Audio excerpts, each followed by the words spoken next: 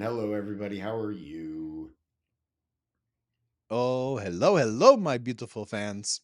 It's good to see you back paying attention to me as we talk about strategy in Business Model Generation book Ah, this written has by, because been. I have to say this because I will forget, Oh, jeez. Ottwalder and Pignier. Do I say that right? Pignor? Pignor? Pignier? I I think, think it's. uh, yeah, I think Pignier is Polish and Ottwalder is German, but I bet I totally messed that up. No, I'm making a lot of that's assumptions right now that French. I shouldn't. Yves Pignor is French, and I'm not saying that with a good French accent, so I apologize to Oh, all yeah, the you should French never people speak out French there. because they will hate you forever. I took one I year of studied French French for in. 4 years. I studied French for 1 year in high school, and all I really remember is "Hello, my name is," and Oh, that bro. like the accent is very like back of your throat nasally. Like that's the French Bonjour, accent. je m'appelle Alan Hill. No. Bonjour, je m'appelle Alain. Hello. That's how I say it. Bon, bon, Bonjour. Bon. bon. Like that's the whole thing. Okay, anyway. That was Uh fun. yeah, that was a nice little treat for our freeloaders. Foray This back is into high school. this is kind of the this is, by the way, like for those of you who are not subscribed, that's what And we who talk haven't learned to about. suffer our bullshit BS. You caught yourself. That's so close.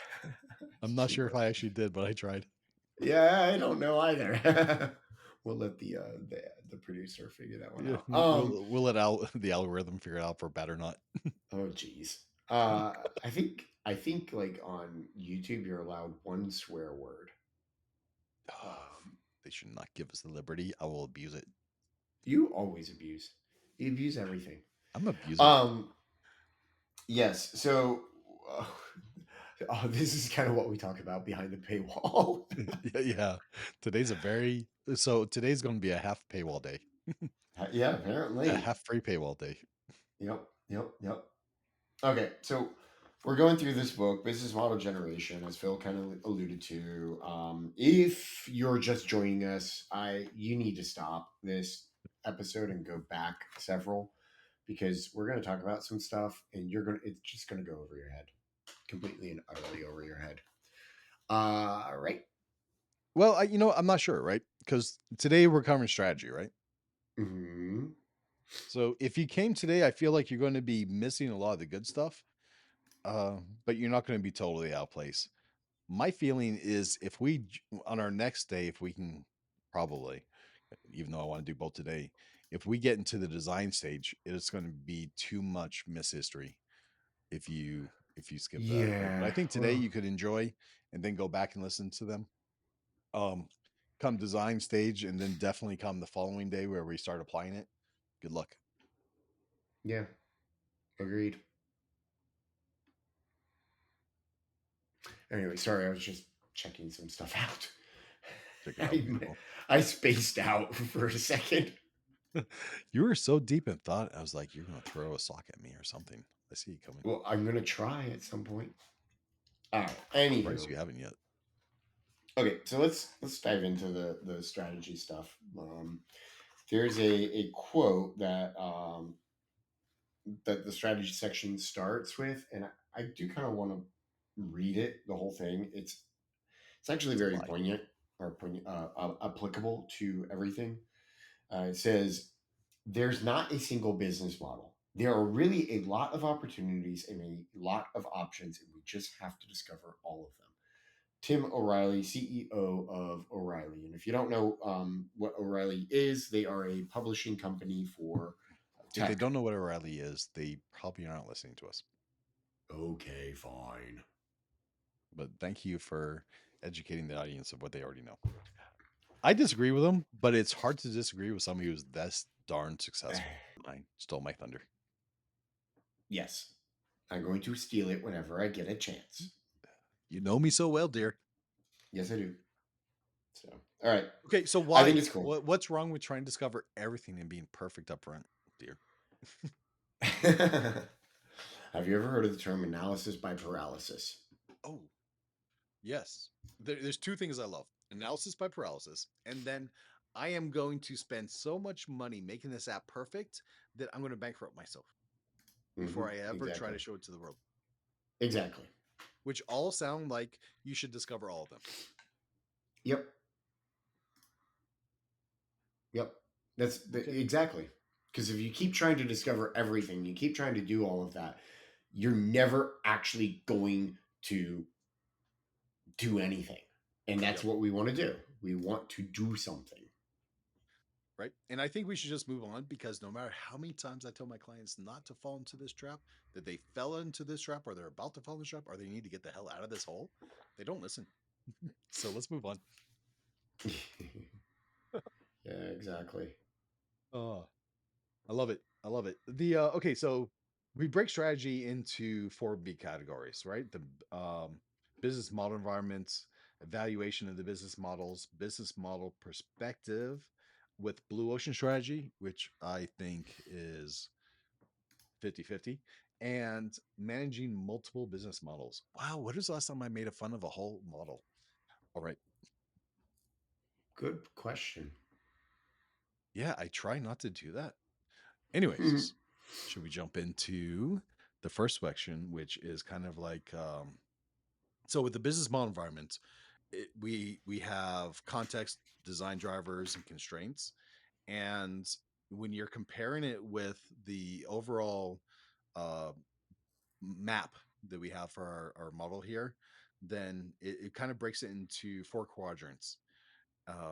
And they go by industry factors, key trends, market forces, and macroeconomic forces. Um, and I think these are so easy to overlook, because we make a lot of assumptions when we start a project, but sometimes we don't really look to say, hey, is this going to change soon? Because Hmm. we live in that fish bubble, right? We live in that Hmm. fish bowl. And a lot of this stuff, it sounds obvious when you think about it, or when you hear examples of how things went poorly. But when you're jumping into a project, it's so easy to ignore these. Hmm. So they love using the pharmaceuticals as the example here or I for love throughout this whole pharmaceuticals. thing. I think anybody who appreciates me also loves pharmaceuticals. Please get your booster for COVID Okay. 2020. Get it for the 100th time. Protect yourself, save your grandma. Save your grandma. Save grandma. Save grandma. Boosters. Oh man, that's you know what? Hey, You're like, okay. All right. I don't. Okay, no. I'm not touching that at all. No, I threw it out there. So I think at this point, like, I made fun of it during, and now I'm just kind of rubbing salt on it. Yeah, exactly. Yeah, yeah, yeah. That asshole. Okay, my second one. Um, so Go industry for it. factors. I Yes. love industry, right? I'm the kind of guy that even if I'm going like above the speed limit and the taxi is coming behind me, I'm going to pull over out of his way, because I don't want to get in the way of commerce, Okay. Okay. right? So for me, industry is fun. Now, um, here they break industry factors into five big categories: supplies and other value chain actors. So suppliers, value chains. This is what they're looking at. It's on the side with key partners, key assets, and key resources. Hmm. And I'm not sure if it also includes cost structure or not, but maybe. Yes, it does. Okay, awesome. So it But includes keep cost going. structure. So Yep. stakeholders. Stakeholders is where I spend a lot of my world trying to see what their actual interests are, trying to see who's bringing in conflict, who is driving the change, right? And to Yep. see if it makes sense in the first place. Yeah. I am like the worst contractor ever, right? Salesperson ever. I Completely. Do you know how many times I've said you shouldn't do this because it's against your value proposition, or this guy over here is going to run you over, or you don't have enough money, or you're wasting your freaking money? Yeah. Like, I need to stop selling and I'll make more money. But I spend a lot of my world with stakeholders, competitors, and incumbents. Whoever thinks about incumbents outside of politics nowadays. What are your thoughts That is actually a on good point. incumbent consideration? It's a hard thing to do. This is like advanced. Um, well, first off, what do we mean by that? By incumbents, especially when it comes to competitors? So it's kind of like So when you're we look at competitors, in my opinion, right? This is my opinion. okay. Competitors are established, Yep. right? They are Yep. ahead of you by X degrees. That's worth enough that you can approach them, or they're your ultimate competitor that you want to beat eventually. But really, you should have some competitors in there that you can somehow approach, right? You can Mm-hmm. catch up to. It's kind of like a goal, right? And then Mm-hmm. you overcome one competitor, you get to the next, you get to the next, right? And ultimately, you top to your top two competitors in the world. Yep. Incumbents are those who are about to start or who may start, in my opinion, or maybe just those startups that are kind of like, I don't know, right? Well, so incumbents are the people who are already there. So if you're if you're a new pharmaceutical company trying to enter into the market, then you're like Pfizer would be an incumbent. Or Mhm. if you are trying to create a new cloud service, Amazon is the incumbent.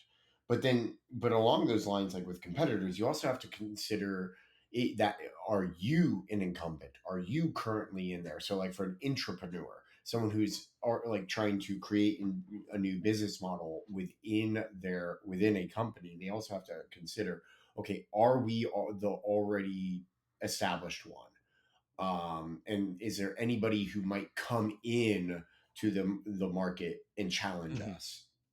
That's Mhm. something to keep in mind. Like Apple, I know, is constantly thinking about that type of stuff, Mhm.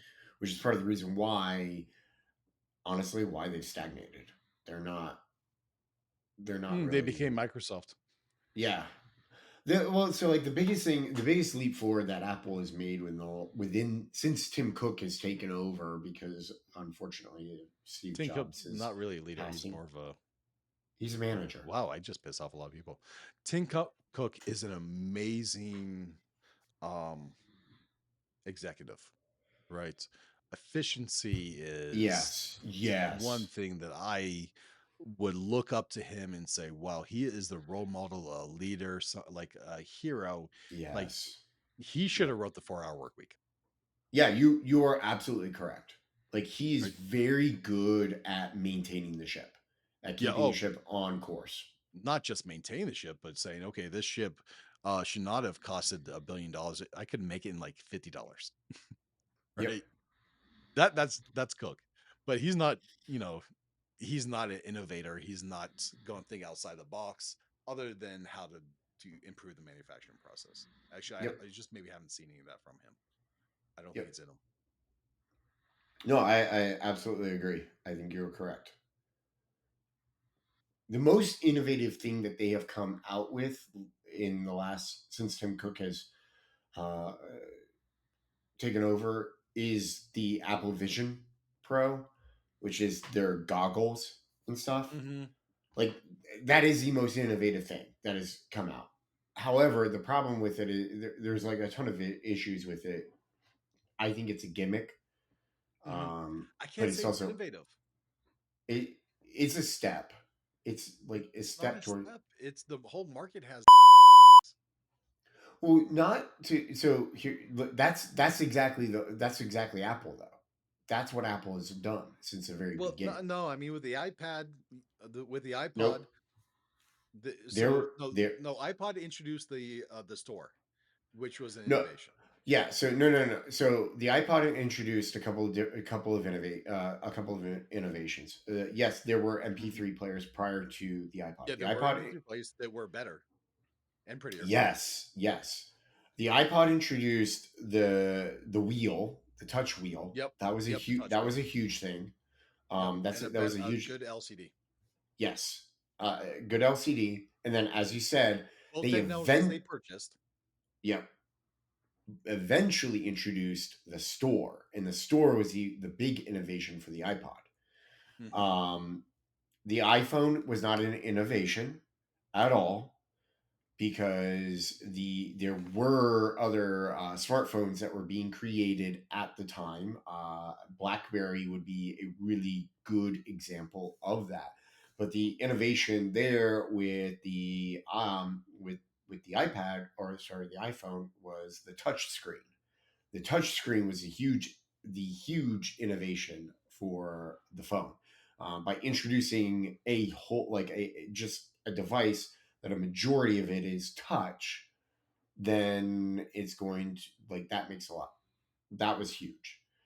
mhm, um with the iPad, the iPad was not really there were no real innovations with that until the pencil came out, the stylus, which is interesting because when that came out, everybody's kept quoting Steve Jobs saying the iPhone would never have a stylus. But like, and it's true, the iPhone doesn't have a stylus, but the pencil does work with the iPhone. The mhm, innovation with the pencil is it's the sensors within the pencil, like the pressure sensors and the directional sensors and things like that, which is really not that much of an innovation because Wacom had already had that with a lot of their high end tablets and stuff. Um, the Vision Pro, the innovation there is not necessarily like the thing in and of itself. It's the eye tracking. That it has some of the best eye tracking that has been introduced to things like that. It's mhm. and then the other aspect of the innovation with that is it's not, and this isn't even really an innovation. It's just it's something that Apple kind of decided to go all in on. It's the idea that you can see through it to your work to the rest of the world and actually create good augmented reality. Mhm. Um, Whereas like the Google Glass, which Google attempted to introduce like 10, 12, or 8 to 10 years ago, was not very good at creating an augmented reality because it didn't really work. It kind of really you kind of ended up being distracted by it. Whereas the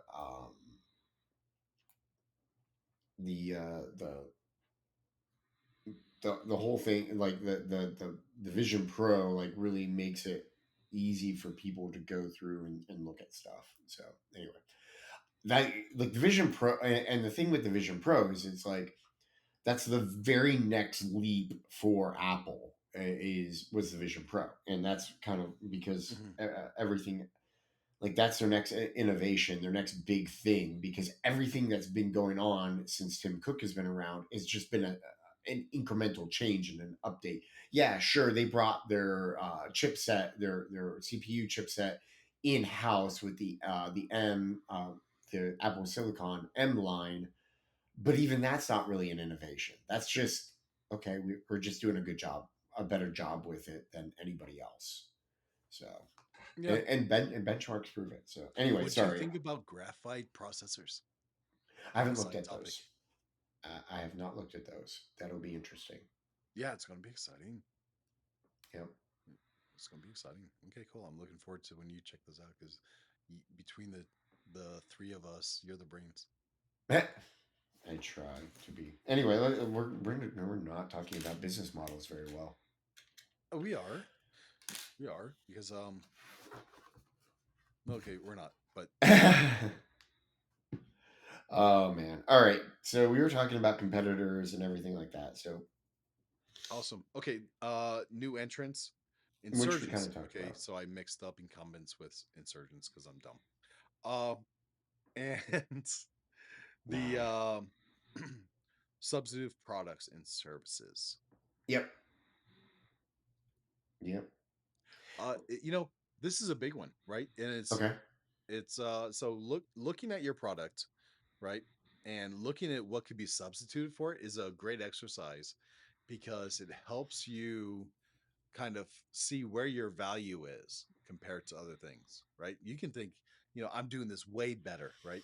And then really what you are is a substitute to something else, Yeah. most likely. So consider what substitutes you and Yeah. see if you're really as competitive as you believe you are. And one of the things that I will emphasize on that is it is very rare to have a product that is truly innovative, truly unique. So if you sit there and you say, I have no substitutes, 99% of the time you're lying to yourself.